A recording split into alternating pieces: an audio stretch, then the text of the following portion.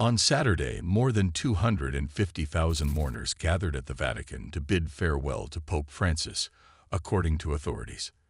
The solemn funeral service, held in the heart of St. Peter's Square, lasted approximately 2 hours and 10 minutes, bringing together faithful from across the world in a moving tribute to the late pontiff. As the service concluded, the bells of St. Peter's Basilica tolled deeply, signaling the end of the Mass. In a final act of reverence, Pope Francis' coffin was carried through the holy door of the basilica, making its way toward the main altar as the crowd stood in hushed silence. The service ended with the singing of the Canticle of the Blessed Virgin Mary, known as the Magnificat. The choir's voices filled the square with the words, "My soul magnifies the Lord, and my spirit rejoices in God my Savior," bringing a serene and spiritual close to the ceremony. Following the Mass, Pope Francis' coffin was prepared for its journey across the river Tiber to Rome's Basilica di Santa Maria Maggiore. There, bells began to ring in anticipation of the pontiff's final arrival. The atmosphere throughout the funeral was one of deep reflection and quiet reverence. The massive crowd, which had remained mostly silent during the service, broke into spontaneous applause as the pallbearers lifted the coffin. Cardinals, who had been seated during the ceremony, stood and proceeded back into the basilica, accompanying the coffin in a solemn procession.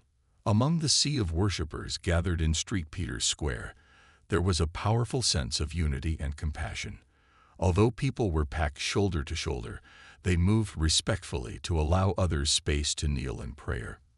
During moments of prayer and singing, the crowd's devotion was palpable, and many openly wept as they followed along with the prayers. The mood shifted from somber to gently uplifting as the traditional exchange of peace began.